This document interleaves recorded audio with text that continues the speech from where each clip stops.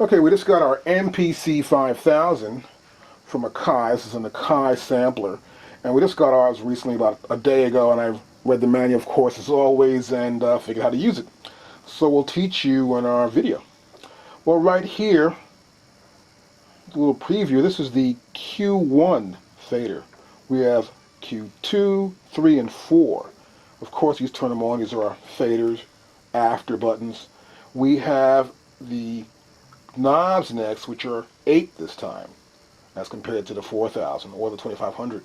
And this is Q5, Q6, Q7, Q8, 9, 10, 11, and 12. Of course, the after buttons are above each one of these knobs here, these 8 knobs. Now this section right here is our virtual analog synth. And we can press the button to go to synth. We have our arpeggiator off, and we have our arpeggiator right there button. Now we can access the VCO. We've got 3 VCOs. We've got a VCF and a VCA and an envelope attached to each one of those. So it's a pretty strong virtual analog synth. You can program your sounds in from there. A much bigger screen, of course, as you can see right here. It's got many positions, which is really cool. Sitting home at night or whatever, you're hanging out. Enough positions for you right there. We've got our display contrast. We've got the 1, 2, 3, 4, 5, 6 F buttons, which correspond to our screen. It's over here below the screen. We've got our window button right there. We have the usual pads, the 4x4, so 16 pads. We have 1, 2, 3, 4 banks, giving us a total of 64 different sounds on each pad, of course. Now right up here we have our input select, which is phono or to mic. This is a new feature on MPC, which is now finally right here in the little input section right here. We have our input through button, which brings up a screen on our MPC 5000 right here. We have our record gain from minimum to maximum. Always make sure what you're doing there. And of course our volume control. Never keep it too loud. Make sure it's very low before you start, and set your level on your speakers up so that way you won't blow those speakers out. We've got our 1, 2, 3, 4, of course, we've done already. Our pad bank. We have the full level, typical, the 16 level, typical, and the track mute and the next sequence is typical for all MPCs.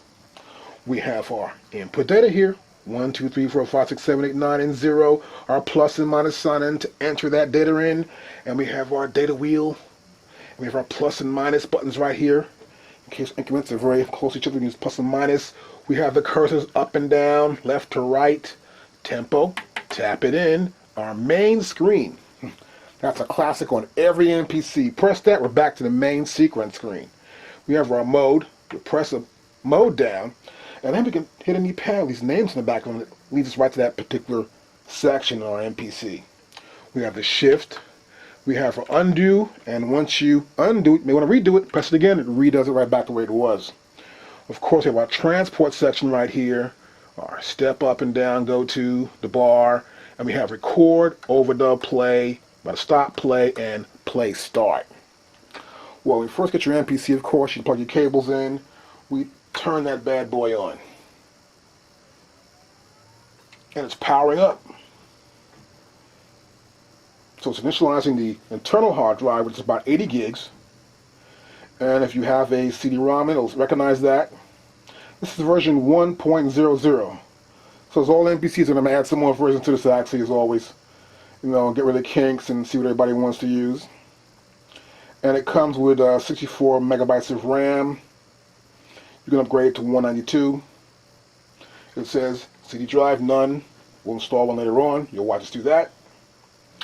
And as you can see, once it comes on, we got our window light lit here. We have these amber buttons now, these amber lights on these buttons for the pad bank, so you can select it, you know where you are. And we also have our tap tempo, it's already set. If the BPM's already here, you see that little light blink? It's blinking to the tempo already. Have the headset in. So plug.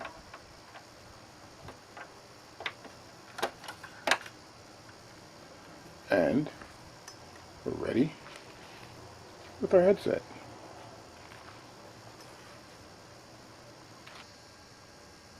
Okay, to record in, using the XLR jacks, I can use these XLRs right here. I can take this here to get the groove. They fit right in. And that's my mic line recording in. I can put the second cable in right here. My second cable, right there. So I have two record inputs for left and right. And this switch here, I can go from line to mic. This is for the microphone inputs. Now, the opposite on them, this is going to the back of my microphone. Okay, and the other end of that line goes right here.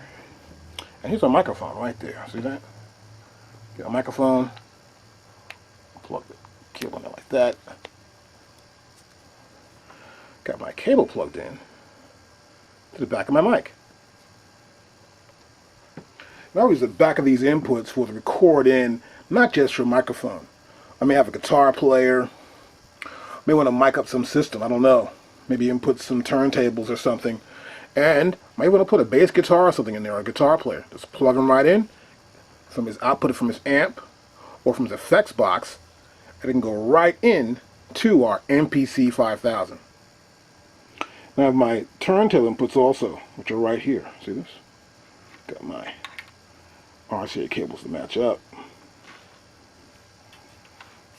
Once I put those in, got my turntable and I'm ready to go. And right here, I'm going to put the ground to my turntable right there.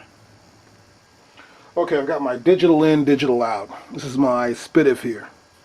So, in here I'll use my yellow cable, use the digital cables I've got, and I may want to use the green for my SPDIF out. These are digital in and out.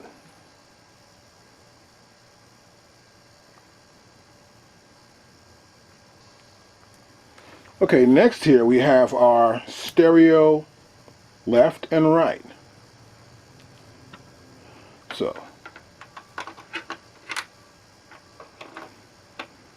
and the opposite end can go into my output. Let's say that can go into my powered monitors, or my stereo system, or my playback system when it play back the audio output of my MPC 5000. Okay, well here we got the assignable mix outputs. We can send individual sounds to these individual outputs and send them to a mixer. So you can plug up some cables in here. Got a couple of cables right here that I use. And we can plug them all in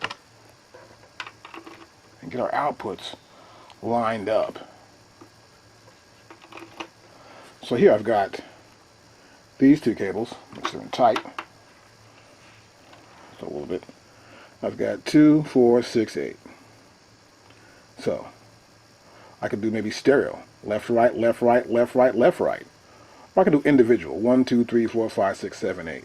You can assign these outputs internally in your MPC 5000. Now here we also have an ADAT output. It's got an ADAT player. It's an old player I used to use years ago. These go optical cables and they go right in here. They get optical out from this MPC 5000. That's good if you have an ADAT system. We also have USB. I use the USB whenever I'm going to plug in my computer. I'll plug my USB cable right here. And we also have our MIDI in and MIDI out. Now here I've got output A. And we also have another MIDI cable out of here.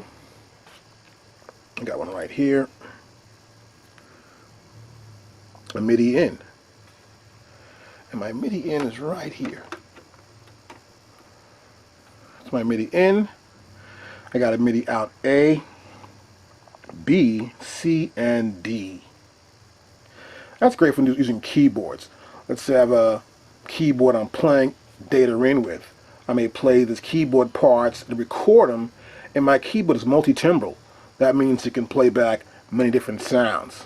So I can have a bass track, a piano track, strings, maybe even horns. So that's all on my keyboard.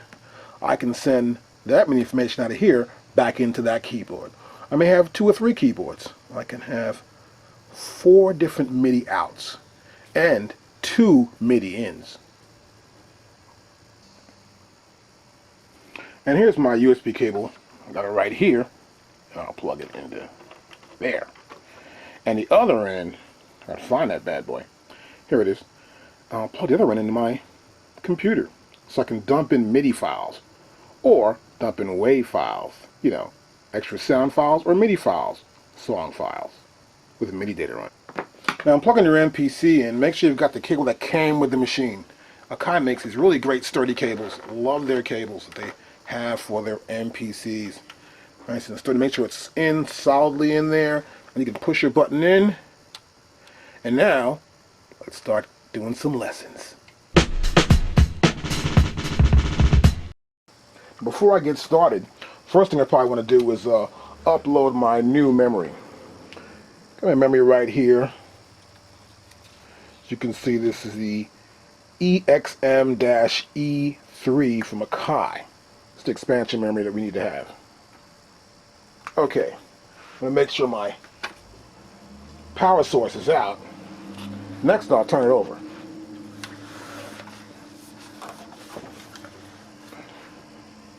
Good, let me see here. Now I want to open that up and put my memory inside. Okay, so now, okay, that's pretty tight in there. Oh, I got that one out. So I got a magnetic screwdriver, it's always good. You never lose your screws that way. Ah, there we go. There we go, both of them. So you hold on to your screws, of course. And there's the plate. And we put our card right in there. Okay, let's get the card out. Okay, now we're going to bring our card and put it right in here. So we're going to count on it so you can see a little better. And there we go. Right inside that slot right there, we're going to put our extra memory. Yep, so let's pull this out of here. And that's the box. It comes wrapped up in here like this. Let's see what we can do here. Ah, here we go. And unwrap it. It's inside a little bag like this. And there's extra memory. Like that, huh? Okay, now I gotta take this bad boy and slip it right in here. That's pretty simple. That fits in pretty tight, right there on top of that. Now it's important for you to see this. This is how the card looks. Note that. Now here on my card, it says SID-RAM here, PCB at the bottom, and it's backwards. I'll hit the card now. I slip inside there and make sure it's tight. Now, I put this card in a minute ago the other way, and I smelled a little burning. So, you got to make sure you put it in right. And to check it, you turn the machine around, you turn it on, and make sure it says 192 megabytes of memory. Okay? But it's important to put it in right. If you put it in wrong the other way around, you get some smoke or whatever, but check with the car, check with your dealer.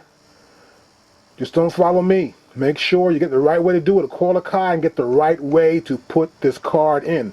Otherwise, you could damage your MPC. Okay, now I got my memory installed. I'm going to turn my MPC on. First, I'm going to plug it in. Make sure my cable is always out before I do anything like going in the back of my MPC or whatever.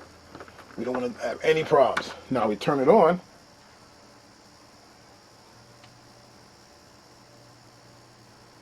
And we'll check it out.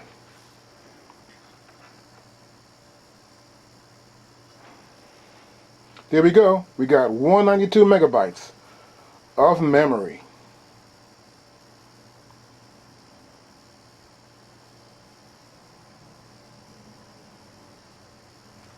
And before we installed it, and the memory card was in backwards, this said 0 megabytes. And it wouldn't even start up the next window. This wouldn't even come up. So it's important to make sure that you put the right memory in the right position in your MPC 5000. I'm going to check it out, make sure the memory's right, And it's important to make sure you got the right memory and it's installed properly. Now before we put our memory in, it was in backwards. And this said memory 0. We knew something was wrong. And then we smelled something smoking, like a little burning thing. Turned around, cut it off, and flipped it out, put it in the right way. Flipped it around, put it in the right way. And now it says 192 megabytes of memory. So now we know we're doing it right. Okay, we're loading up there. And now, there's our startup screen. We're ready to go. Okay, next, I want to install my CD-ROM drive. I got it right there. This is my CD-ROM drive. Same drive you can use in your MPC 2500. This is it right here. And I got the screw that goes in the back there also, so I'm going to get ready to start installing this drive. Just got to find out where these screws come out at. Let's see this here. Take a screw out of here. This one here comes out. Let's flip this thing over. God, this is heavy. Okay. So, we got to get rid of, take this screw, and that screw out. That's 5. Let's do that. So, start with this one here. Loosen them up first.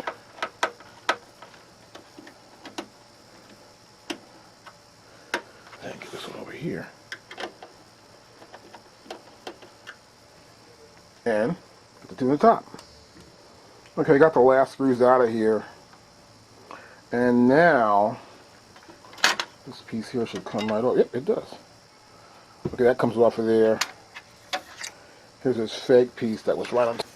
So, this piece was right over here. So we'll take this piece right out of there. Here we go. Now I'm going to get the drive. Here's the drive right here. Take my screw out. And next, once this drive is on there right, make sure I set my drive in properly. There we go. So we slide that drive right up in there. There you go, just like that. Make sure it's in there good. Next, now once it's in there right,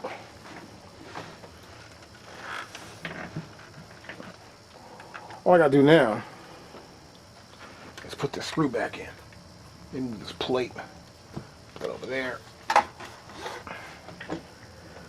Okay, now take this screw here. You got here. Make sure the drive's in right. There we go. Gotta make sure you hear it click right in there. There you go. And now we're good to go. Now, I'm going to put this plate back on here. So it's on there right. See that? And I'll replace the screws. Okay, the first screw goes right here. Right there.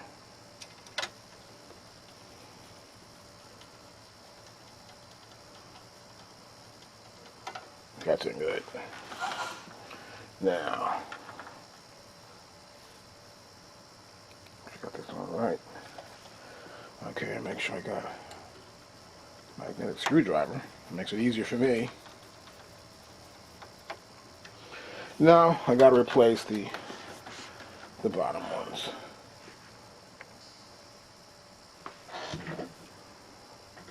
Now before I had 3 screws, 1, 2, 3, right? Well, that little piece that was being held in took my other screw in there. See, I was pressing it down. See, it pressed it down. See right there. So this third screw I have, we'll probably put this back in here. In case I want to use it later on, or you never know what. Save that screw for that. The other two go right back in. One goes there, and the other screw is right here. So now we have just 4 screws to put back in, plates on. We're ready to go. And right here is our CD-ROM drive, and right over here is our compact flash card drive. See that? That's it right there.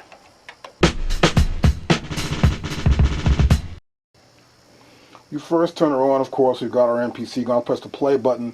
This is the first sequence we have that auto loads in. It's our now section, the beats. I'll turn the sound down. Here's our sequence. Sequence 1, and that's 5, 3, 4. Of course, this is where we are now. This is our sequence. This is the BPMs, 72. Our time signature, we've got the bars, 25 bars. And you can see right here, where that little square is at, that's the current track that we're on, which is this track here. I'll move the cursor down and move it to track. It's the strings here, track 3. We'll see that little square right there. Now we're on track 3. And they blink according to what's playing at that present time on that particular track. We have the program, which is Stone Basics. We've got the types drum track. I mean, it's not a MIDI track, of course, or a synth track. And we have here our velocity set, which is 100. No, mute is on, mute and off, and MIDI right there. They're off. And it's like a simple, but a much more improved MPC screen that they all generally have, except here we have to see this track display, as many tracks we can have on that particular sequence. It just ends right there, of course. And once it does, it gets to the end, that's it, it stops. Now we have loop on and loop off. Now if loop was on, it would have looped right back to the top again and started playing all over again. Move our cursor button down over, and we go to loop, and of course if loop's on, we can turn it on, and this song would loop all over again from the top. Now right here we have the TC, which is of course our timing correction. We can press F1, and it brings up timing correction. We can close that by pressing F4. We have our click. So we have our click to record with. We can close that. We have our track minus or plus. So here we're in track 3. I'll press minus. Now we're in track 2. I'll press plus, which is F4, and press it twice. I'm in track 4. Press it again. Track 5. We can go through our tracks in this sequence window right from F3 and F4. We can mute a particular track. So we can mute that track, and the mute goes on right there. It's pretty cool. Mute right there. Oh, we can solo. We're going to solo, and now we've soloed that track. We can press play, and that track is soloed. Play start, and here we're soloed. Nothing else will play but that track there because it's soloed. See that? See it light up now?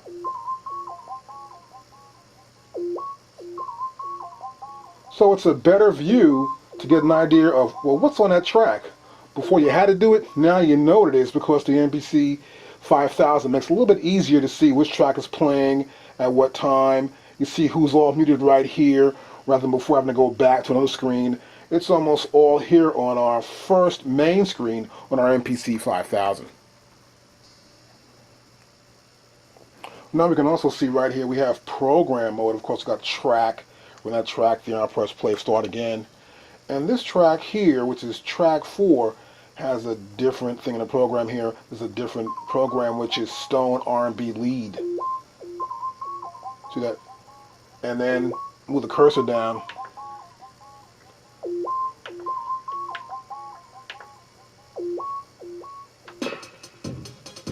Turn the solo off. We got the tri-lick here, which is 5. And this is Stone Basics. So each track can, of course, have its own program or a selected program for that track. As many programs you have on your MPC 5000.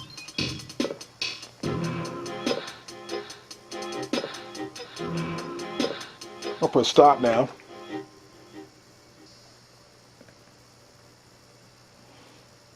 Well, here we also have our timing correction, which we showed you before. This is pressing F1, and we can correct our note value here. And we can increase it to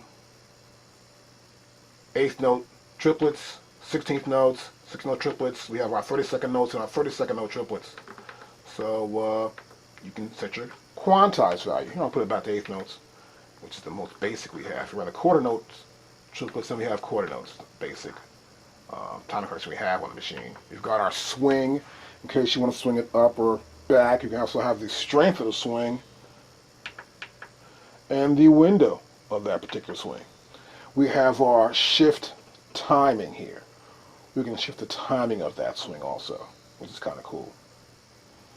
Now remember, if you do that, as in all MPCs, the timing correction, if you do press fix, it will permanently change the timing correction of that recorded note. So you got to be careful. Know what you're doing if you are going to fix it, and if not, leave it the way it is. We have our click, of course. We have our click. We can use a click. So what I normally would do is, let's say, I close this, and I might make a new sequence. We have the sequence going right now. I go to click, and I can press. I want to hear click and record, but I can also do it in play. We can make it a quarter note click, quarter note triplet, 8th, 30. This can go the same route as the quantized level. See that? And then we go back to quarter note. And here we can do it in play. I'll press turn it on, and I can press play the track. And it's playing along with the track. Now you might hear it loud enough sometimes, and I do prefer to have a level on that kind of click. That if you want to hear it loud or not, it's good. But you can also select which sound you want to use for a click. There's a side stick here. I hit the side stick a little better.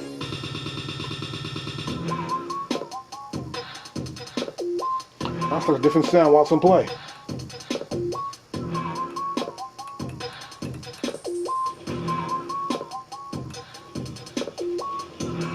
Got the new sound. I can go up to here. So while it's in play, see that? Of course you hear it there. I'll press stop. So we can select a sound for our click, which are metronomes, to get our timing correct so we know what speed we're at and hear how it sounds. Or we can just use our MPC click. It's a lower click or a metronome click. Now I can turn this off here, go to a brand new sequence. The blank one's here at 4, and press play. Well, there's nothing there, right? So let's press record and play. And we can press click again.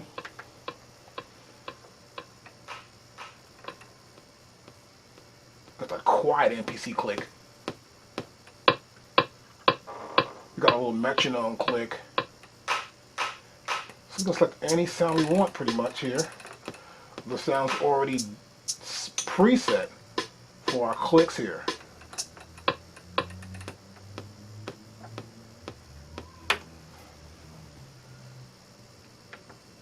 Press F4 and we're back to the main screen. We have our mute, of course, which works well also. We can mute any track we'd like to mute. We can press Shift and Window. And we can see this screen right here, Shift and Window, allows us to actually name the sequence.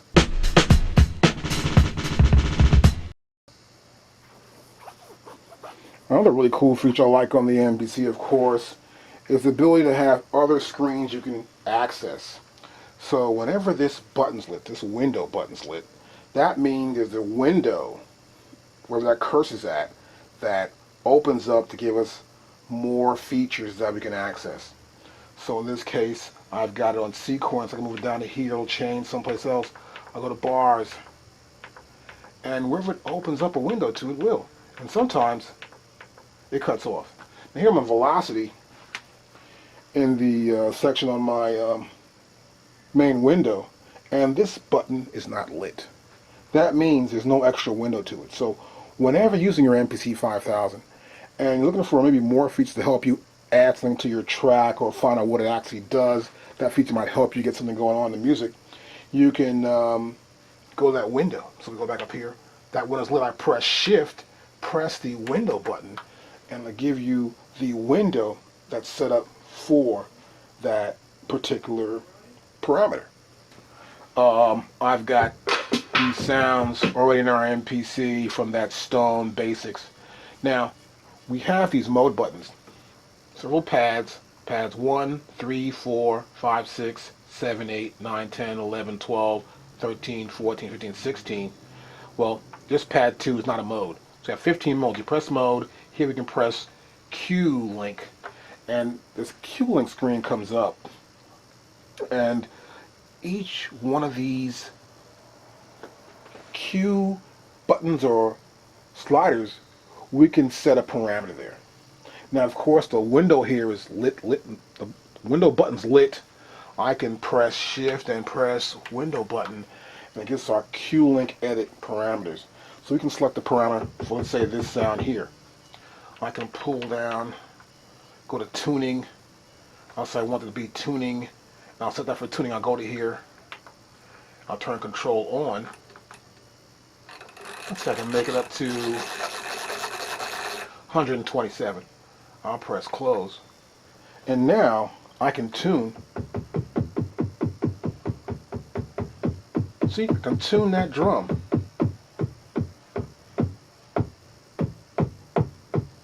And I can make the tuning for that. Now here's our QLink screen, as you can see right here. We can see this QLink screen that we can select the program. We have slider Q1 all the way to Q12. I can slider Q1. We have real time, and we have note on. This is real time in this sense, in this case. And we can do tuning, we can do cutoff, we can do attack, we can do decay, release, pan, resonance, level, and effect send. Which is kind of cool. I just did tuning. I can do, I'm going to try this resonance. I haven't heard this yet. Let's try the resonance. I'll press this here. And now I'll check it out. Okay, I selected the resonance and we'll check it out. It's got no effect on this sound. So obviously, if you've got some parameters set for a particular sound, you got to make sure it matches that sound. Now resonance will probably work with some sort of effect sound. You know, some sort of like Moog sound or a keyboard sound, but it won't work with the drum sound. Reason why I selected it. So you got to make sure you're selecting the right sound for your QLink when you want to use it for this, let's say, or this or any pad. You can have more than one sound, of course, also. We can have more than one effect. We can go here, we can press mode again, right? We'll press Shift again and go to the window. And so here we have resonance. We're going to take that off, and we're going to go back to the tuning again for that first one. I can also, let's say, select another slider if we want to for that same drum. See, I hit the drum and it's assigned there. And instead of doing tuning on the second slider, I can add, let's say, an effect send or a level. So we'll try an effect send. And to turn it on, we'll go to control. And of course, we're going to go to 127 and we'll press close. Now we have a send for that sound into an effect. We got such an effect to actually send it to. Okay, next I'll select mode and we'll hit pad 4. This gives us our sample screen. We're going to plug an input into our left and right, put a CD player in there, and we're going to hear back our sample. Okay, here we got our sample screen. This is our input screen. Right now we've got the cursor on analog. Move the cursor down and we've got threshold. Back to analog. We can go digital or we can sample the main out. That means whatever sequence or song I made up, I can actually sample it back into our MPC 5000.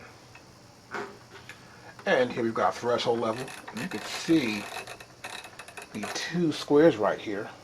See them right there? Moving back and forth there. Our left and right, see? That's our threshold. Once it crosses or gets loud enough to pass that, it gets loud enough and it passes those two squares there, it's breaking through the threshold level and it will start sampling at that point. We'll set the actual sample time here. And we can do stereo, or left, or right, or stereo. And we can monitor it. That means if this is on as a monitor, we're going to hear the playback of this particular CD, wherever the input is, into our MPC 5000.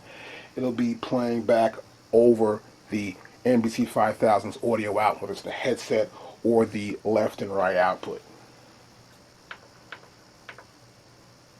Now I'll turn my CD player on here. And we see the levels go up and down right there. We're going to make sure we got our gain up properly. That's going to be good for this CD. You got a loud one, it's not too loud, it's not too bad. Now I'm ready to record. I just press record right here. And the sample I want comes right here. And I'll press stop. Now I'll stop my CD. And there's the name of the sample. I can actually name that sample. I'll leave it. I'll call it sample 001. It's good. And I'm going to select the pad for it. Well, I'll go to D bank, and I'll select 1. I'll hit the pad 1, and see, it says D1, no samples there. So it tells you whether there is a sample assigned to that particular pad or not. Since there's not one assigned there, then I'll keep it. But if I don't like the sample, I want to do it again, I can press F2 for retry.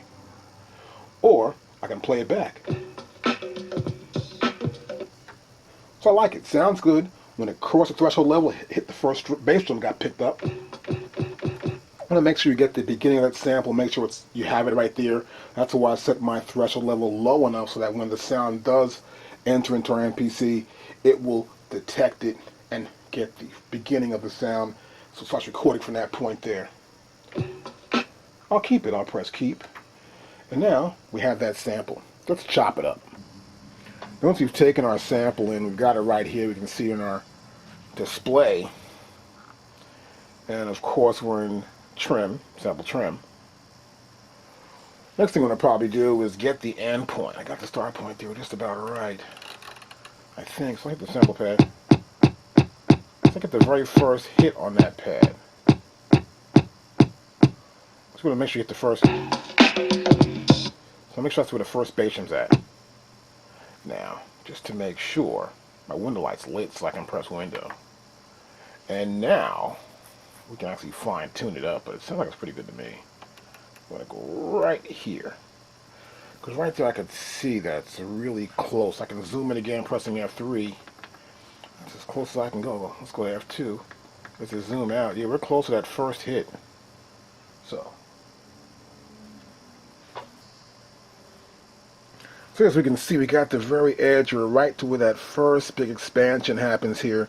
That's where that kick drum is at. The pad, and we're on it. See that? So we know that's that first big punch on that drum. Now, I'll press F4 to close out that window. And now I want to go to the end point. Now here at the end point, you see we're here at this digit, the 6, these 141, 686, right? So what I really want to do is I want to maybe move enlarge it, because this is going to be too small. If you turn that data wheel, it's going to take a while to get from here over to there. So what I'll do here is I'll press shift and the left cursor, see that? I'm moving over. Now I turn the dial, I'm moving in larger increments. I'll press shift, hit the left cursor again, and now I'm moving in thousands. See that? I've gotten real close to where that end point I think is going to be at. So what I'll do here next is I'm going to zoom in a little bit more. To do this, the window button is already lit. And my cursor is right here at endpoint. So there's an extra window. I can do some more editing. There we are. Now I want to move in small increments. And let's go shift left again. And we'll move in larger increments. And see, it's coming now. See, it's coming right there. It's coming right there. Now I can go right there for right now. And you can hold down pad 13. That's a loop pad. So it's not looping. See that? The loop pad allows us to loop from the start to the end over again. It's a cool feature. I'll go into right about here. Let's see if that'll work. Right there. Just a little off to that.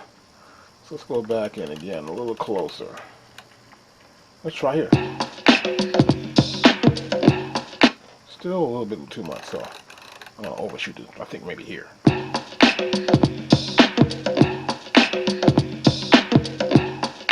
A little dragging in a little bit. A little bit.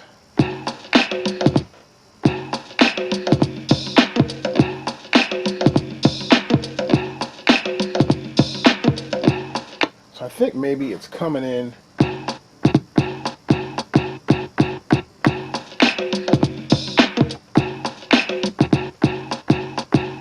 So I might want to go back. See, so that's not too bad. That sounds pretty good to me. I'm not too sure though. I'm going to go back to the front. And I'll press close. Oh wait, don't have to. See that? While we're in fine tune, we can shift from the start point or to the end point without having to close that window out. So this is pretty cool, right? So now, see, it allows you to adjust it. So I'm going to go right here to where that, right here, to where that goes down up peak. Let's try this one.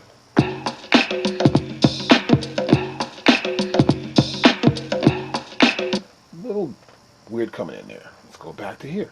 Move my cursor button to the right, and now I'm in this side. Hold it down.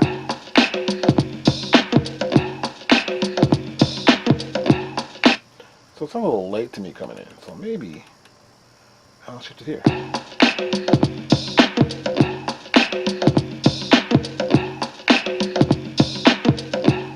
So I think I got to move the cursor over here to the left. I think I'm just about right here.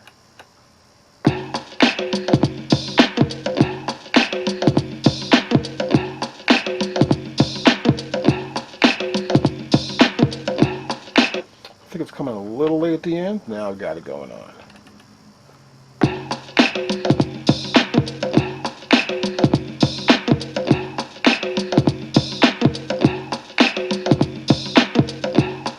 That's about right to me. Now move my cursor over to the last increments here. Right here, I'm going to move in these. So I press shift, then kick it by pressing my right cursor at the same time, and now I'm over there. Now I can move in smaller increments. See, that's pretty good.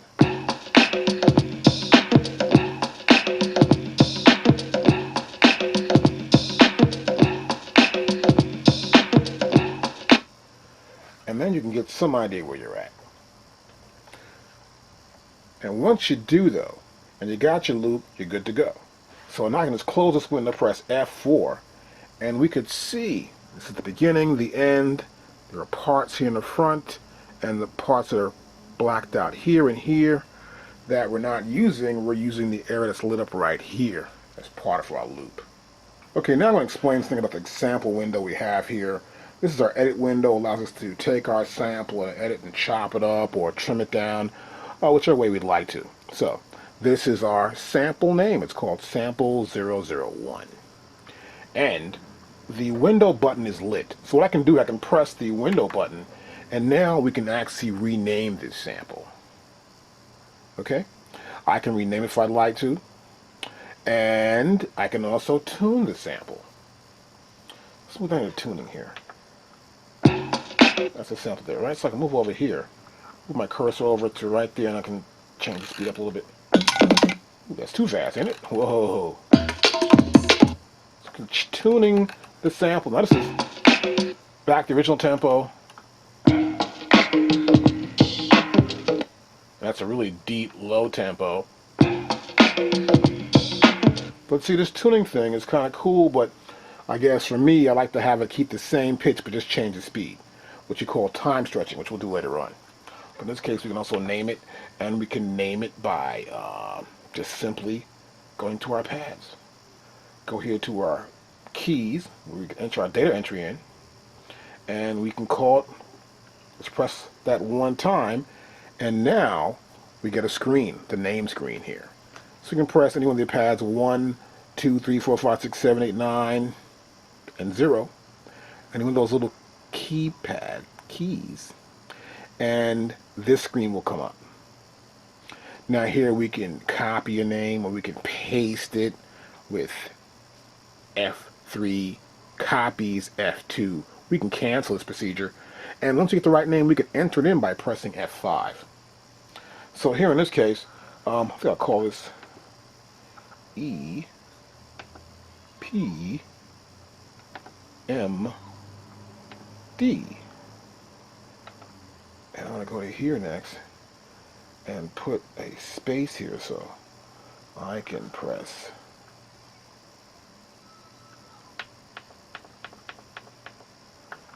shift and the left cursor, and that'll erase it. I can move the cursor, press the right cursor by itself, and I moved over, and I can name it. I'll call that beat. E-A-T.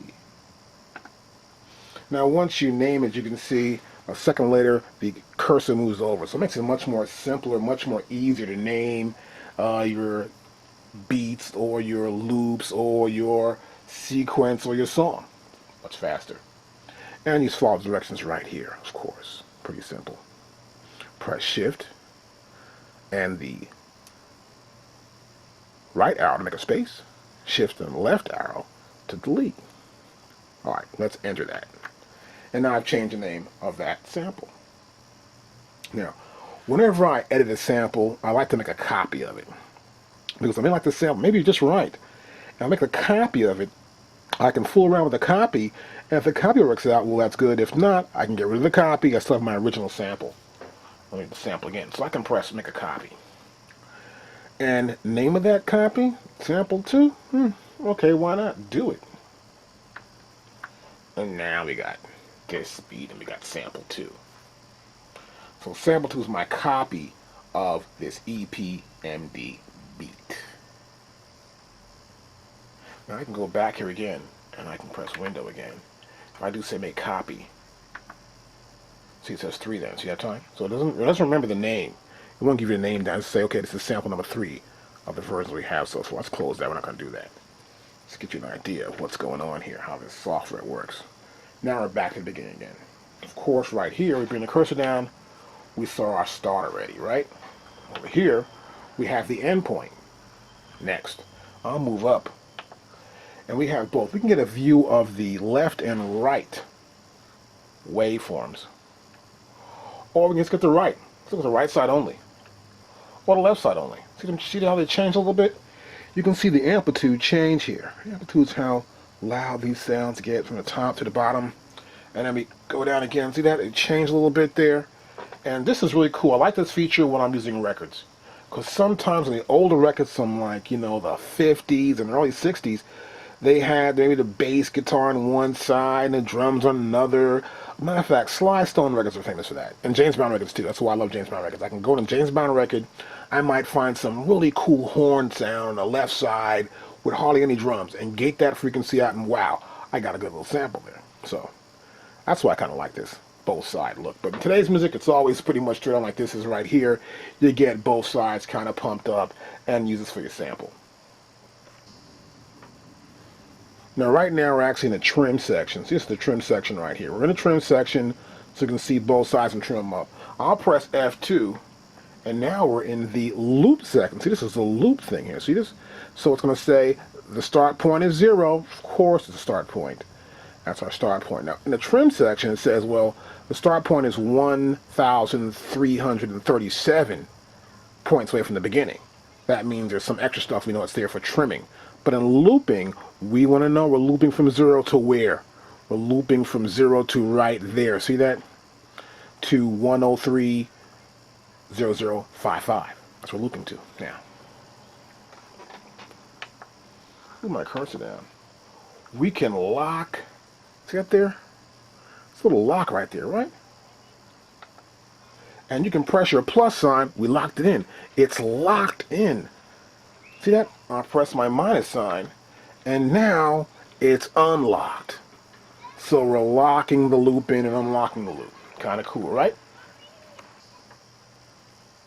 I like when it's locked. That means it's locked in. I'm not going to tamper with it. Leave the way alone. It's locked for right now.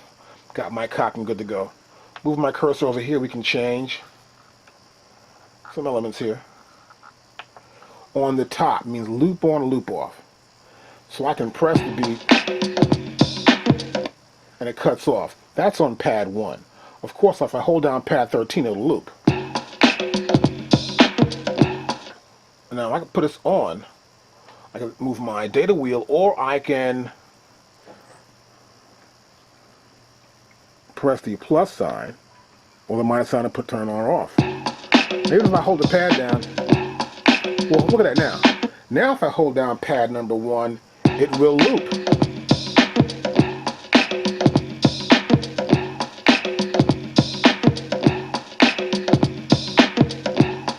It'll loop to it. See that? Hold down pad 1.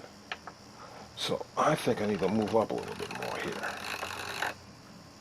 Well, look at that.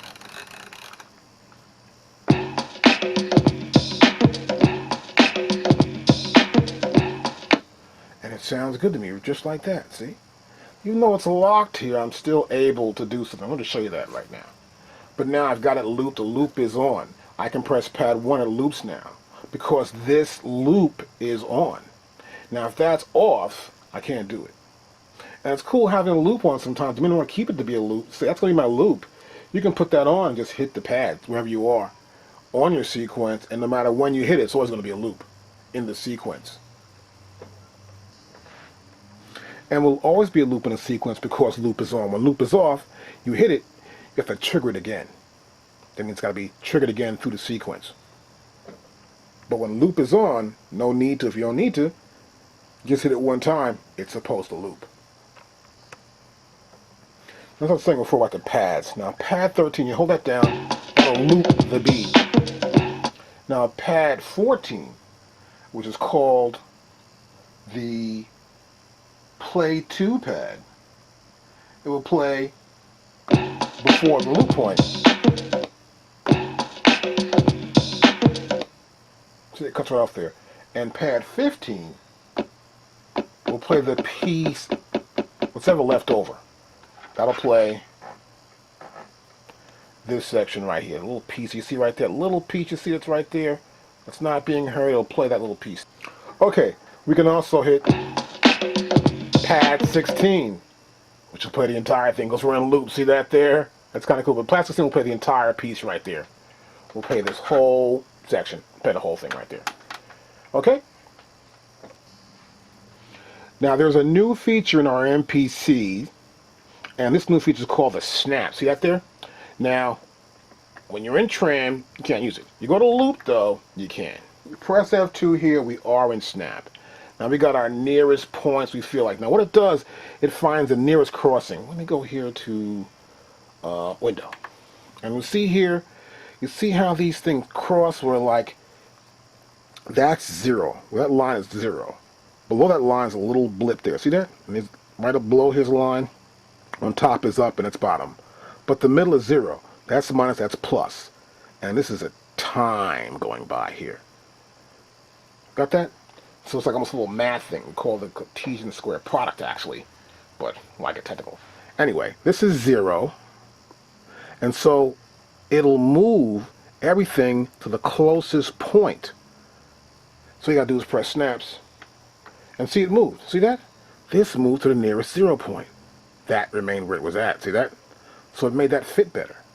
That means that that point, let's go back to window. It says, yeah, well here, this is the actual perfect point. That means that the line is 0 there. The axis, nothing's there at all, and that's where the sample crosses that axis. It makes it easy. So you don't get a little clip or any kind of little chip of a sound back into your sample. That's called the snap button, which is right here, snap. And it crosses at the 0 point, F4. And next here we also have this L button, which is auto loop. Now here in auto loop, it's called auto phrase loop. So tempo, beats, press do it will set the phrase loop automatically. So you can set your phrase loop automatically. In this case, I don't want to do that. I would rather do it myself, because doing it automatically, the machine's not going to know how many beats this really is. This is actually a one measure loop thing. It's like a 1, 2, 3, 4, end. So it's 4 beats. Here it says it's 5 beats. Huh? No, that's wrong. So cancel that. We don't want to mess with that kind of much. Maybe if I have like a vocal one day, I might try that. But right now, no. So we got what we want here. I'll go back to the trim. Matter of fact, I'll go back to loop again. Watch this. We go to edit here. It does the same edit function. See that? Discard, get the beginning, get the end. I edit, I looped it. You saw that? So I went here and I discarded the front and the end. I pressed discard and got rid of it. Now this does the same thing in trim. And once it chops it up, as you can see right here, it sort of widens out more. It got rid of that stuff and all information is right here, so it's making it, you can see it much better now. Every little peak and valley of the wave file you can see. I'll go back and trim. I can see both of them. Actually, it looks much better here. That's pretty good. And that's how we can get rid of stuff we don't need. I don't want the end no more. I don't want the front no more. I already made a copy anyway, which is called sample 002. So it's time to check out this sample. Now next what we could do. We could delete the stuff that we had before. We could delete this point and this point. Delete that middle part, bam, we got that point, that point. We can delete the part that's selected in the middle. See that? It's pretty simple. We can delete this section here, keep this, keep that, and that's what we end up with. And this other part goes in the trash. Ooh, that means we get rid of it. And I can press cancel. Don't want to do that yet. I can go to edit again. We can silence this. We can make this whole section silent right there. Which is kind of cool. And it'll take it and throw it in the trash. Oops, we don't want to do that. But you can sometimes. Let's edit again. We can extract that piece out if we'd like to. Let's press cancel. Now I go back to edit again here. We can also turn a stereo sample into a mono one. And we can pick the source, left, or the sum of these things into one. So we can take the left side, and that'll be our new EPMD beat left only. Or we can do the right side, which will be EPMD beat 1 right. Or the sum. It'll take the sum of these two sides and make them into one mono sample. Sometimes you may want to do that.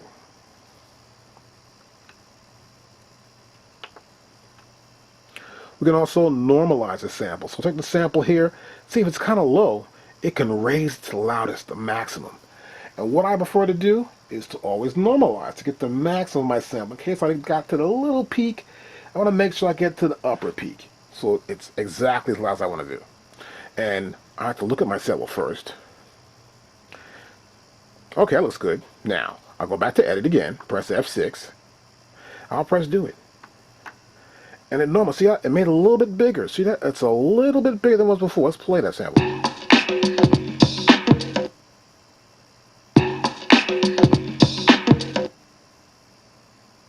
Okay, that sounds pretty good.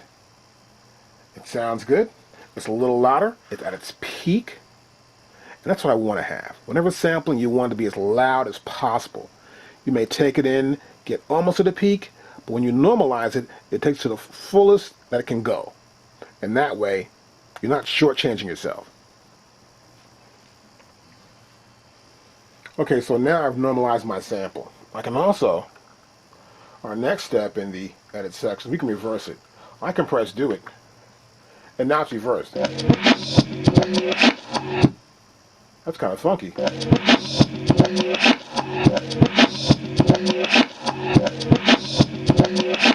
And I'm sure you've heard it before in the back of some records or in little skits. Well, we can reverse it.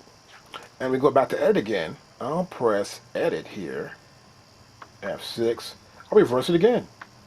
Hopefully we'll go back to the beginning again.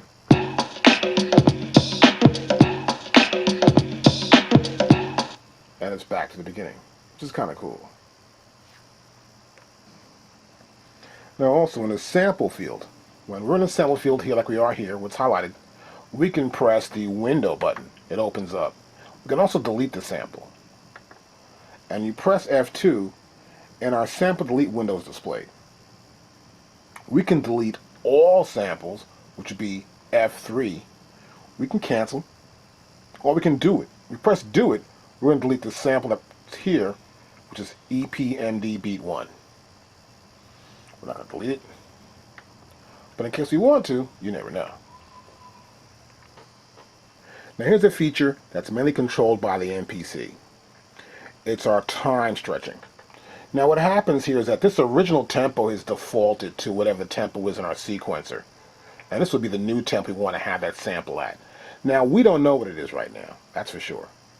And so to figure out what this sample's tempo is, we'd like to figure that out, right? So we'll use this thing called a tempo detect, which is F2. So I'll press F2 here. And now, detect tempos here. I press do, this will detect the tempo of the current sample. Now that's why I want to make sure my sample length is chopped up to the right sample point or not. So I'll cancel right now. And I'll go backwards. We're going to go backwards here, and then we're going to discard. We're going to discard the beginning and the end and get the right sample so I can show how this feature works for time stretching. Okay, so now we've got our chopped sample here. It's our EPMD beat. And now we'll press edit. And we're going to go to time stretching. Now we're going to find the tempo of this beat. We don't know it yet. It says here original tempo, but that's actually the tempo of the first sequence in the sequencer on our MPC 5000. The new tempo would be a tempo that we would want this sample to be at. Let's say you want to match tempos of two particular loops and make sure that the sample matches that tempo. What time stretching allows us to do is to have this loop play faster or slower, but still be the same pitch that it's at now. So I'll press tempo, and now comes up the detect tempo screen. Now what this does is detects the tempo. I got the beginning, I got the end of my sample, the beginning and the end. So now what we want to do is we want to find out what speed this is at, what the tempo is. We'll press do it, and the MPC will detect the tempo. And it did. It says it's 137. See that? And this is the next new beat, 137. I'm not too sure about that. So sometimes I'm never sure about it. So I have to do like a test it. Let's test it out first. See if the MPC is actually right. Okay, so I've got a sequence lined up. I got this beat. The MPC said it was 137. Let's check if it really is. I go to here, and I'll change the tempo to 137. Oops, wrong. Let's enter that. Let's go to 137. 0. Enter. That's 137. Now my loop is a 1-bar loop. So that says 2. I want 1. Turn the knob, and this screen comes up. Change sequence length. Okay, I want it to be 1. And do it. And now it's just a 1-bar loop. Now, I can just go to step edit. This will be easier. I'll press mode. I'll press pad 13. And now I'm in step edit. I can take this sample and put it in on the first bar, first beat. I'll press insert. Nope, I want to do that. Yes. And now my overdub button's lit in my transport section. And now that first pad hit, it's right there. See that? D1, that's the sample. I can move the cursor down and press play, F6. That's it right there. Well now, what I want to do is I want to play my sequence. I'll press main screen. I'll press play, start. It's not looping. So obviously the MPC really can't tell. It's a machine, it's not really that great a software in the machine to tell us what the loop is. But I can do this. I'll turn it on, and I'll move my data wheel.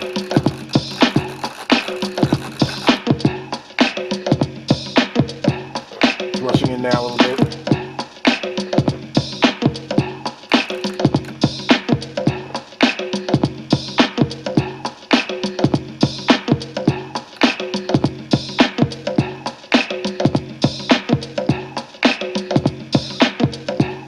You can never tell whether a loop's in or not, so I could do sometimes, I'll go back and I'll find an instrument I can probably play with that and see if it's actually in loop. Got my screen up here and I've got some sounds. And I'll make a new track. First track there was where the EP&D beat's at. And my second track's going to use the same program, and I'll press record, play, start.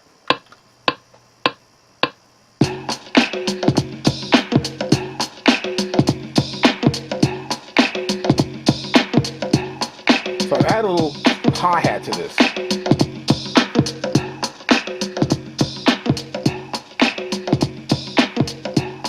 It seems to fit. So 104 is a tempo. We got a snare drum now. Let's go to overdub and play. 2, 3, 4.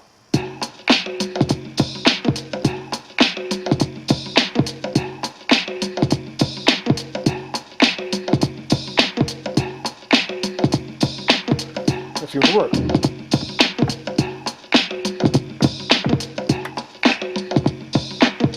And I can go back to 1, press play, and I'll mute that first track.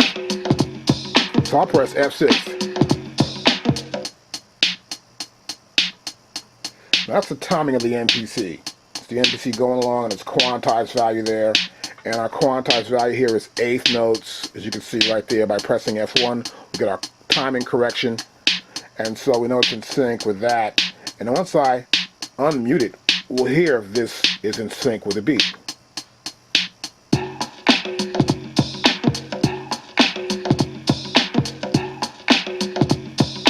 Sounds good to me. Press stop. That is the tempo of that sample. Not 137 as the MPC said. So make sure you use tempo detect. Don't use it. Find the tempo first, then try to time stretch your sample. So you find your tempo first, then you can time stretch your sample. Okay, now I've got my sample here. I'll press edit. Now I know my time stretching. I'm going to make it, it should be 104, enter. That's that tempo. I want to make it faster. Let's say I want to make it 120. I can. In this case, I'll make it 110. Enter. And I'll press do it. And there it is. Now play it. See that? Now I can either overwrite it, retry, or keep it. Our EP&D. Got my loop on, of course, you can remember. The loop is on right there. And what I want to do here right now, like a trim, I'll press F6 for edit. We're in time stretch function. So we tried it, it worked, but the obvious things were happening there, as we could see in the time stretch function. It sounded great, we got the right tempo, but sometimes you're not too sure of how it's going to work out. So you got presets here. We have presets here. We have the adjust, adjust. See? So here, for example, this is female vocal A. Got that? Not adjust, but A for the female vocal. That's a preset. And these are logarithms here, these presets. Mathematical equations designed to make sure when you do the time stretching that it'll fit within the range of these particular presets. It could be a vocal into a time stretch. It could be a high frequency rhythm, which this means a high freq rhythm. That's B or C, A, B, C, or either one. And I have low, and percussion. So in this case, I think this is a low frequency percussion type thing. It's got that booming bass sound. So I'm going to do that. And we can adjust either plus or minus. So it's good to probably figure it out and experiment. so you can get the right time that you want. In this case, I'll use this. I'll press do it. And now, I did it real quick. Let's hear it play it back. See, it cut the end of it off. It's not too good. Don't like that. Now, if I want to keep it, I can. I can overwrite that sample, or I can make a new one, see? So, overwrite means we write the original sample. Keep, and we'll keep it as a new sample. So, I want to just retry if I'd like to. But I really don't want to keep that. So, if you do try it, experiment and see if you like it. The next feature we're going to try is the pitch shifting function. We'll press edit, and here we're in pitch shift. This is the last one. We got time stretch before, now this is pitch shift. We can change the pitch of the sample, but keep the same length. We tried that earlier. And we can go to here. This is fine tune. This is a course right here. And we'll say, let's say, 1-up's better. And of course, like we have a time stretch, we have this preset here. So I'll keep the preset where I want to keep it, like that. It does the same thing. I can play it.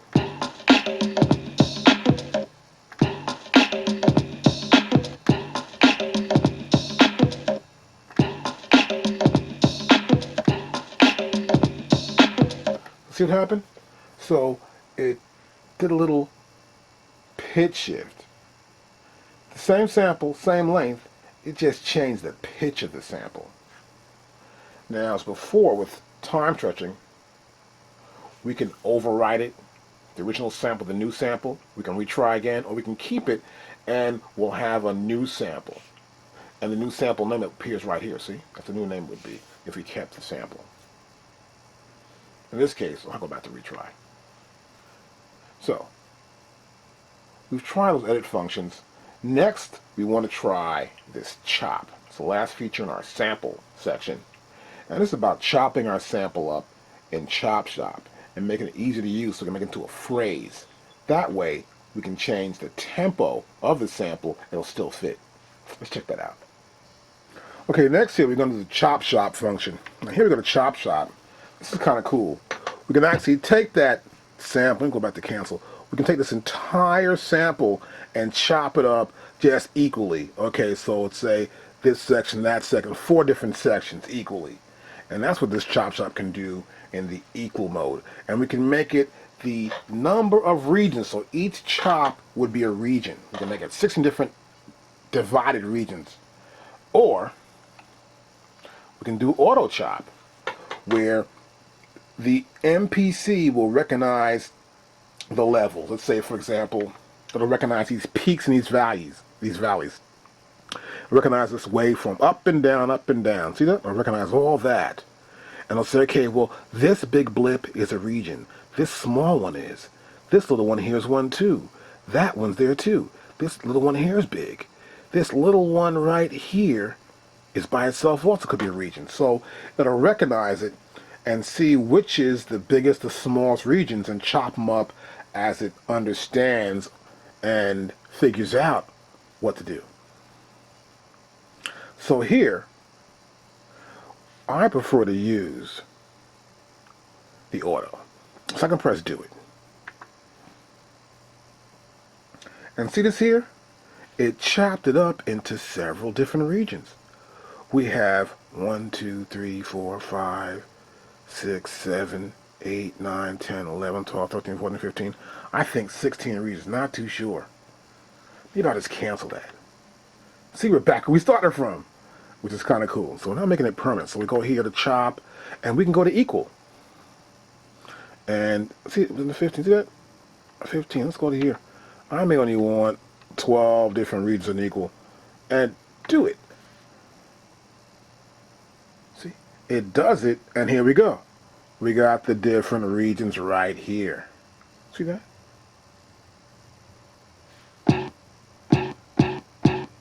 That's just region 1, but this is all equal. I don't like equal because I don't need equal. That's not going to help me any at all. Maybe if I'm doing something else, It might, but I don't want to do that. I'll go back here and I'll press cancel. I'll go to chop here now, and now I want to go to auto. Now auto will do it automatically. You don't have to put the specific region amount. I need to say these 16 regions. We have the recovery time, the threshold level, and the sensitivity. Okay, so look, we've got chop, and this is an auto. Then we've got recovery time. Now recovery time sets the minimum time between the attack and the next attack. So you see this is the attack and the next attack. See? The minimum time between this and that. So it sets it up to be the minimum time allowed for those recovery times between attacks. The threshold sets the technical level of the attack. So that means it's going to be this high or that high in the attack. Let's cancel this. That means it's going to be that high or what level it's going to be at. So it wants to recognize, and while listening to it, it wants to say, okay, well, it's this loud, or that loud, this loud. Well, that little attack should be registered as saying. Okay?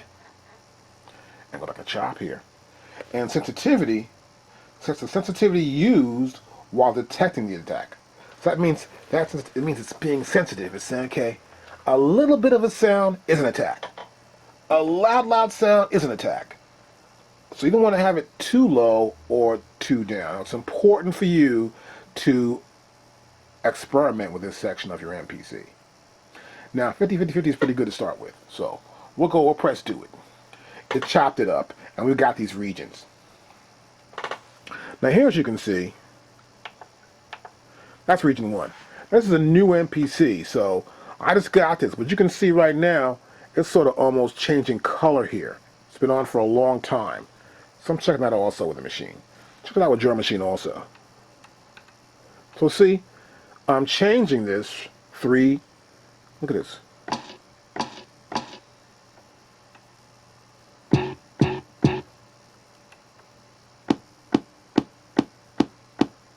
That's not a region I need. Hear that? I'm hitting the pad. Don't need that region. That's a waste of time. So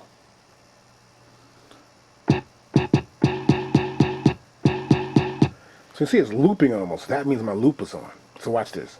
I'm going to cancel this. I'm going to go back to loop. I'm going to turn loop off. Okay. Now I'm back to trim, edit.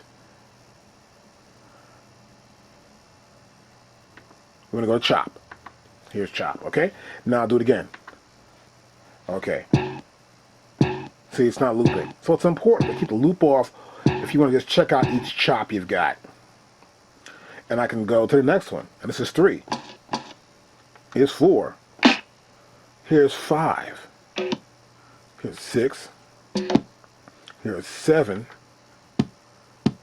Here's 8. So here, some of these sounds have little clips on them.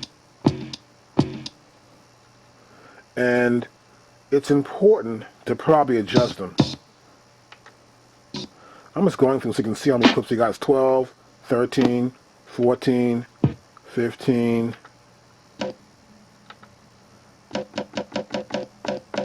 We got 15 different sections. That's recognized as, okay, well, this is here and that's there. That's because, let's cancel this now. When we went to chop, it's set for the sensitivity level or that threshold level to that particular sample.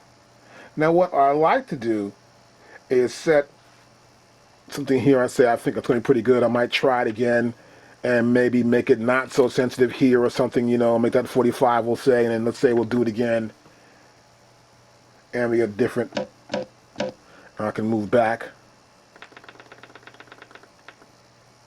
My first one is still that one there. See that? So what I could do generally is I like to set them up myself. Get them started and set them up myself, so that way I've got my sounds right where I want them to be at. I mean, I want 15 different ones. So what you can do is you go here and we'll adjust this region. We may say, well, that region should be bigger. Or we can edit that region and say, okay, we want to make this region include, go further back. And that region starts to see that starts to 0 now. That's 1.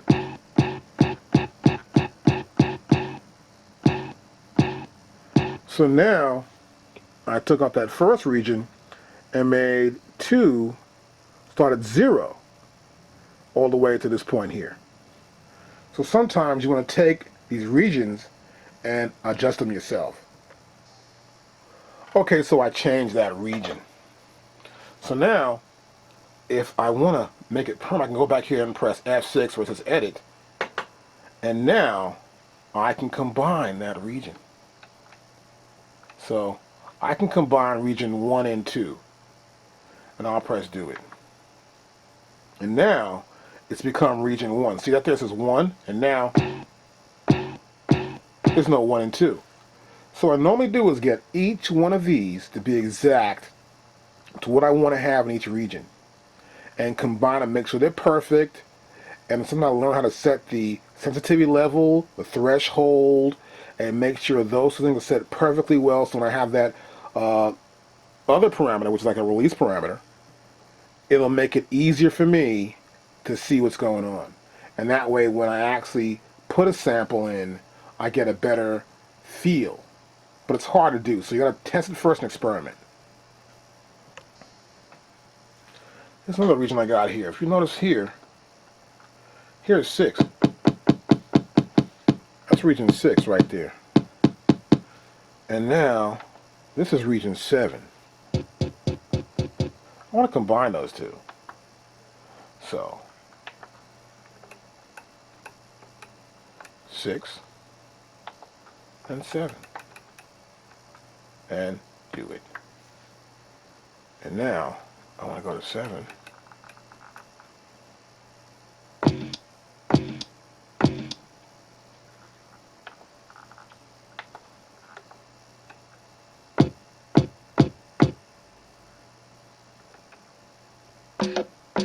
And it's better, see that? They made it much better for me. So, that's how we can combine a region with a little clip. You saw what happened. It shifted over, and we combined, and we shortened down the number of regions in this sample. Okay, I've got all my regions set up here. I got 13 regions. Pressing my minus button back from the top.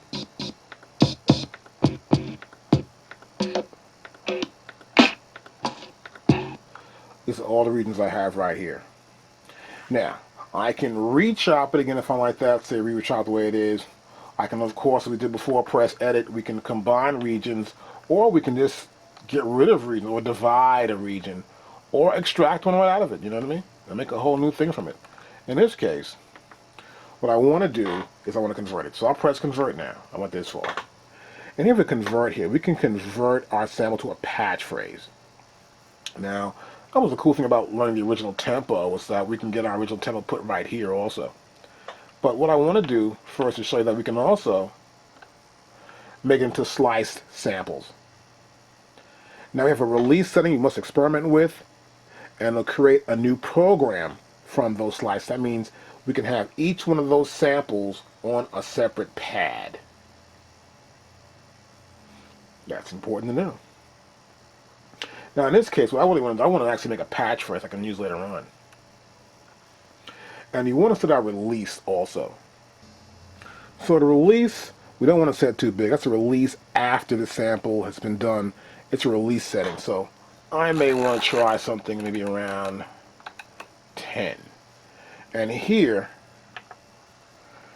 I already know the tempo, and that's 104. And enter. And now I can press Do It. And see, it made a new sample. See, it's a little weird, doesn't it? So you got to experiment with your patch phrase to make it fit to how you want to have it. Now, that wasn't too bad there.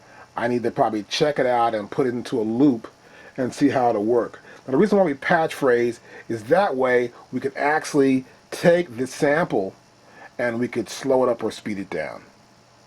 Now the other way would make a sample that would appear on all the drum pads, which is called, the other way we'd make it a slice sample. We'd go back to our sample, which is our EPMD beat right here. We'd say chop, we'd say do it. I'm going to make this 50 again. And it chops it up. And I say, okay, we like it, convert it. And instead of being a patch phrase, we'll make it into a slice samples. And we can create a program. Yep, create a new program. We can press do it. And then we've got these different little sounds. You see here, there are 15 different ones. There's 14 EPMB, 13, and each one of them is a piece of that. And I can go back to, say, main screen, and I pick the program. Is it right there?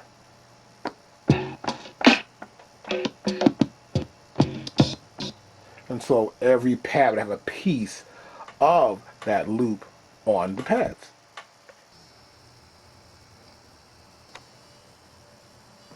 Now we have our sample here. This is called the EPMD beat, of course, and we're going to explain some of these chop shop features. Now I'll press chop shop, which is F5 now, and we can do equally chop up each sequence in equally mode. So we can go to a sample, it'll chop it up into every section equally, you know, from the top to the bottom. Which already showed you that. Now, we want to do auto. We want to allow the machine to look at it. And here's how it works. Generally what you try to do, I'm going to go to here and use threshold. Now I may move threshold up to, let's say, 80. I'll press do it.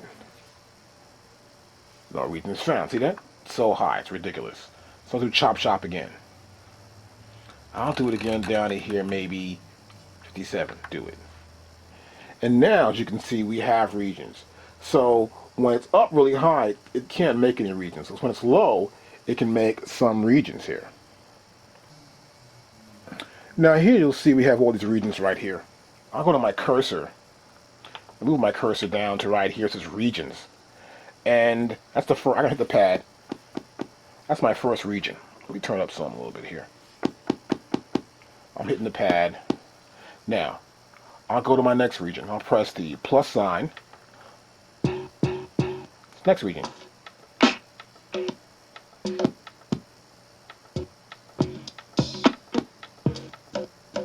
We have 13 regions we can see right here, right? Okay, let's cancel this. Now, let's do chop shop again. I'll press F5 again. That was at 57. Let's go lower. Let's try 45. Let's do it. Now look here, we've got a lot of regions here. That still says 13, but watch this. We now have 18 regions. So the lower we go, the more it chops up the waveform we see. It's looking for every little peak and valley, every little thing that goes below or above the axis by a certain point.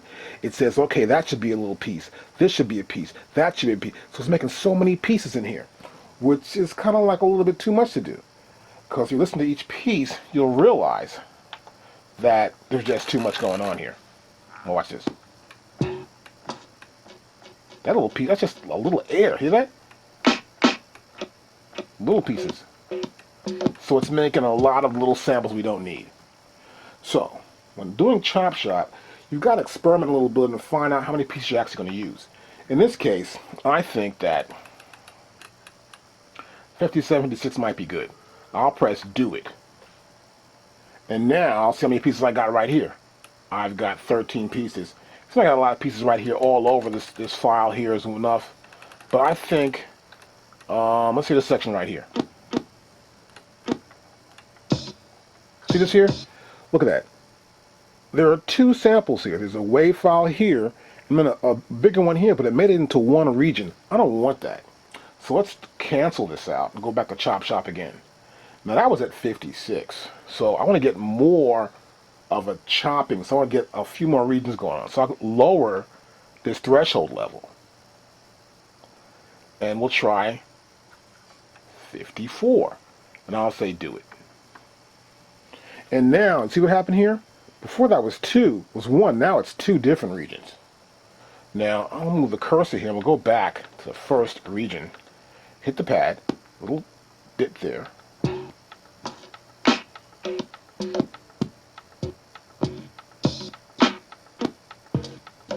Now, that's not bad. I hear a lot of good regions in there, and I'm going to do with this 45. Now, once you can press cancel again. Now, we can go back to chop. We know the 54 is working. Now, we can try sensitivity here. I can increase this. Let's go really way out too far. We shouldn't really go, but this is just to show you how it works. We'll go do it. And see what happened? I made the sensitivity so much so that it cut the regions out.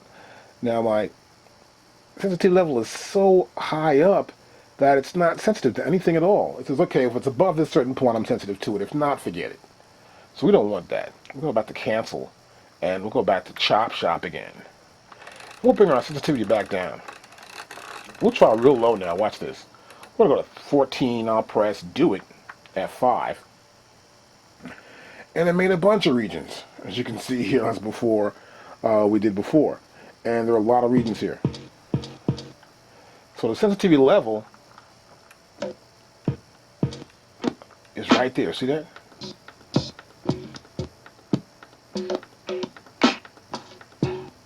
I like this. This isn't bad. This isn't bad. Now, how many regions do we have? Let's see how many. We have a total of 15 regions. But let's cancel. Let's go to chop shop again. We can bring it up some. I want to get my sensitivity level. Maybe around 26 might be good, or 25. I'll try 25. I'll press do it. And here, let's see how many regions we have now. We've got 14. We've eliminated 1 region. See that? And you'll hit your pad as you approach a region.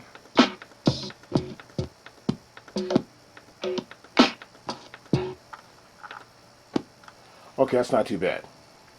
I'll go back to cancel, and then I want to check the recovery time. Now, usually, I may leave it at a certain level that's already like the default level. Look at that one. That's weird. I'll go to the next one.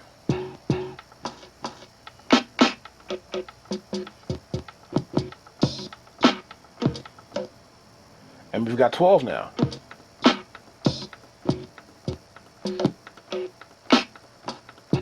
Now I like this because it's got a lot of hits on it and it matches up pretty well where I get my little punches in and it's there. So I like that. I can feel each hit. And see, I go hit the first one. The first one's on. So when you get a chop you like, you want to edit your chops. For example, that first one here is 1. It's such a small area here. We really can't see it. So what I want to do is press edit, which is F6.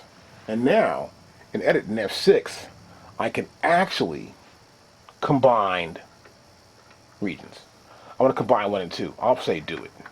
And now, it's become 1. Just 1 whole region. See that? And you want to check every region. You want to make sure they're close up to each other, just enough. There's not too much space between. Like here's a little space here. See that right, the little space? I can fix that. I'll go to here, move to the next region, and right here I'll play it. We want to add some more to the end of it. I move it to the end. I'll press Shift and my left cursor, and now I'm intense. And I'll move it up. See? I can move it closer. See, we're closer to that sample. And I get too close. It gets. See that little piece on there? We don't want that piece. We go back some more. And you want that. So you want to edit your regions up so they're just right. And you're chopping them to where it's okay, that works, this works, that works. And you get a really good feel for each region. And once you do get that, then we want to convert it. So now, I'll fix the regions up. Okay, now I'm at the 4th region. Now what I can do, I'm going to turn this up a little bit. A little something comes back in. I don't want that.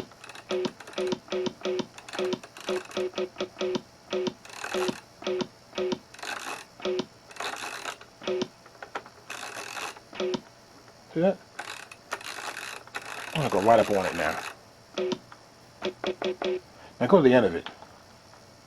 Now go to the end of it here. Little piece right there is missing. It's gone now. So get rid of it. And what you can do is snap. That snap 0, well, that of course takes you to the point where the 0 part of the axis where that wave file is just there. I'll press snap and it moves right to the right point. See that? And sometimes it may not work, so you go back a little more. You say, okay. And then snap again. And see how snap changed back to 384? I can go back again a little bit more and do snap again. It's getting close enough for me, so I can move it back a little bit more. Now press snap. And we're right there on it. So I use snap along with getting the end and the front so I get actually on the axis. So there's no little bit of a little piece of the other region playing in the region I want to keep.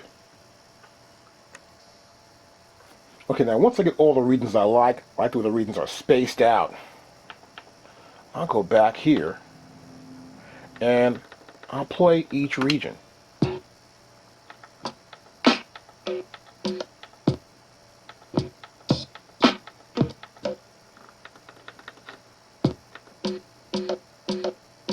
That's a conga right there. It's not bad. Okay, so I like it. Now, once you get it right, you like it, you go to convert. Now, here in convert, I want to do a patch phrase.